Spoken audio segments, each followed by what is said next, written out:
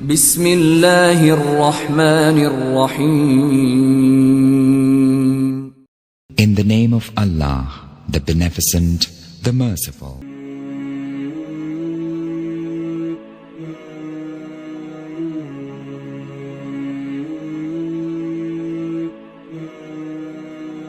Assalamu alaikum wa rahmatullahi wa barakatuh. A'udhu billahi minash shaitanir rajim. Bismillahir rahmanir rahim. Alhamdulillahi wahda wassalatu wassalamu ala man la nabiyya ba'da wa ala alihi wa sahbihi al-muffin al-khiyara. Amma ba'd. ഏറെ ബഹുമാന്യരായ സത്യവിശ്വാസികളെ, Kuwait Kerala മുസ്ലിം association സംഘടിപ്പിക്കുന്ന റമളാൻ ക്യൂസിന്റെ പുതിയൊരു അധ്യായത്തിലേക്ക് ഏവർക്കും സ്വാഗതം. സത്യവിശ്വാസിയെ സംബന്ധിച്ചിടത്തോളം അവന്റെ ഹൃദയത്തെ ശുദ്ധീകരിക്കുന്ന, അവന്റെ ശീലങ്ങളെ പുതുക്കുന്ന, അള്ളാഹുവിലേക്ക് കൂടുതൽ അടുക്കാനുള്ള കാര്യങ്ങൾ ചെയ്യുന്ന ഒരു മാസത്തിലൂടെയാണ് അവൻ സഞ്ചരിച്ചുകൊണ്ടിരിക്കുന്നത്. ഈ മാസത്തിൽ പറയാൻ ഏറ്റവും പ്രാപ്തമായിട്ടുള്ള ഒരു വിഷയത്തിലാണ്, അല്ലെങ്കിൽ ഏറ്റവും അനുയോജ്യമായിട്ടുള്ള ഒരു വിഷയത്തിലാണ് ഞാൻ സംസാരിക്കാൻ ആഗ്രഹിക്കുന്നത്. ഈമാനിന്റെ മാധുര്യം. ഈമാനിന്റെ മാധുര്യം ആവോളം ആസ്വദിക്കേണ്ട ഒരു മാസത്തിലൂടെയാണ് നമ്മൾ സഞ്ചരിച്ചുകൊണ്ടിരിക്കുന്നത്. എന്നാൽ എല്ലാവർക്കും ഈമാനിന്റെ മാധുര്യം ആസ്വദിക്കാൻ സാധിക്കുമോ എന്നത് ഒരു ചോദ്യം തന്നെയാണ്. ആർക്കൊക്കെയാണ് ഈമാനിന്റെ മാധുര്യം ആസ്വദിക്കാൻ കഴിയുക? അല്ലെങ്കിൽ ഈമാനിന്റെ മാധുര്യം ആസ്വദിക്കാൻ വേണ്ടിയിട്ട് ഒരു സത്യവിശ്വാസി ചെയ്യേണ്ടത് എന്തൊക്കെയാണ്?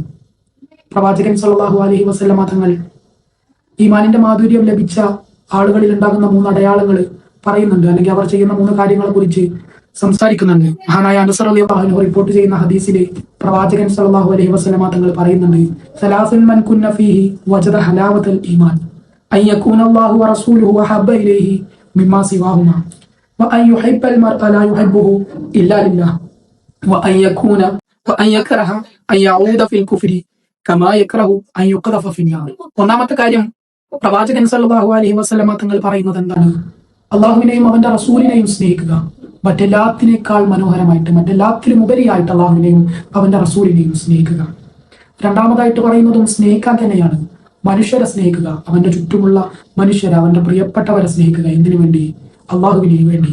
ഒരു മനുഷ്യനെയും അവൻ സ്നേഹിക്കുന്നില്ല, ഇല്ലാതില്ല, അള്ളാഹുവിന് വേണ്ടിയിട്ട് അല്ലാതെ സ്നേഹിക്കുന്നില്ല. അള്ളാഹുവിന് വേണ്ടിയിട്ടായിരിക്കണം മറ്റു മനുഷ്യരെ സ്നേഹിക്കുന്നതല്ല. പിന്നെ മൂന്നാമതായിട്ട് പറയുന്നത് സ്നേഹിക്കാനല്ല, വെറുക്കാനാണ്. സത്യനിഷേധത്തിലേക്കുള്ള മടക്കത്തെ വെറുക്കുക. നരകത്തിലെ തീയിൽ അവനെ കൊണ്ടിടുന്നതിനെ അവൻ എങ്ങനെ വെറുക്കുന്നുവോ അതുപോലെ അവൻ സത്യനിഷേധത്തിലേക്ക് മടങ്ങുന്നതിനെയും വെറുക്കുക. ഈ 3 കാര്യങ്ങൾ ഒരാളിലുണ്ടെങ്കിൽ അവന് ഈമാനിന്റെ മാധുര്യം ലഭിച്ചു എന്ന്, ഈമാനിന്റെ മാധുര്യം ലഭിച്ചവരുടെ കൂട്ടത്തിലാണ് അവനെന്ന് പ്രവാചകൻ സല്ലല്ലാഹു അലൈഹി വസല്ലമ തങ്ങൾ നമ്മെ പഠിപ്പിക്കുന്നു. ഈമാനിന്റെ മാധുര്യം ലഭിച്ചു കഴിഞ്ഞാൽ പിന്നെ അവന്റെ ജീവിതം വളരെ സുഖകരമായിരിക്കും. സരളമായിട്ടുള്ള ജീവിതം നയിക്കാൻ അവന് സാധിക്കും.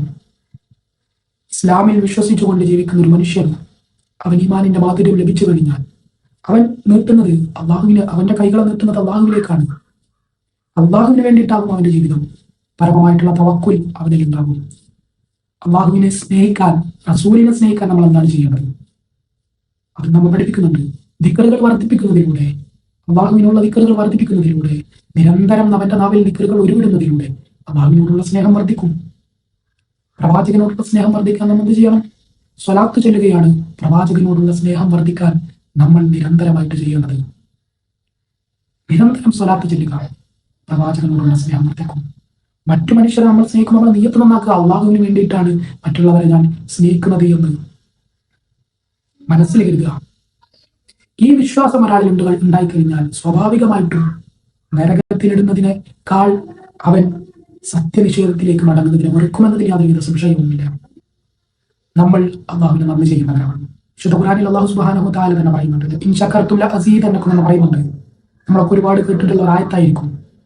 നിങ്ങൾ നന്ദി ചെയ്യുന്നവരാണ് എങ്കിൽ തീർച്ചയായിട്ടും നിങ്ങൾക്ക് ഞാൻ വർദ്ധിപ്പിച്ചു നിൽക്കും. പക്ഷെ അവിടെ നിൽക്കുന്നതാണ് പലപ്പോഴും ആധുനിക കാലത്തെ മുസ്ലിങ്ങളെ അവിടെ നിൽക്കുന്നതായിട്ട് നമുക്ക് കാണുന്നത്. അതിന്റെ അപ്പുറത്തും കൂടി പറയുന്നത് നമ്മൾ ശ്രദ്ധിക്കണം. വല ഇൻ കഫർതും ഇന്ന അദാബി ലശദീദ്. നിങ്ങൾ നിഷേധിച്ചു കഴിഞ്ഞാൽ, സത്യനിഷേധികളായി കഴിഞ്ഞാൽ, നിങ്ങൾ നന്ദിയില്ലാത്തവരായി കഴിഞ്ഞാൽ ഓർത്തുകൊള്ളണേ, എന്റെ ശിക്ഷ അതികഠിനമാണ്.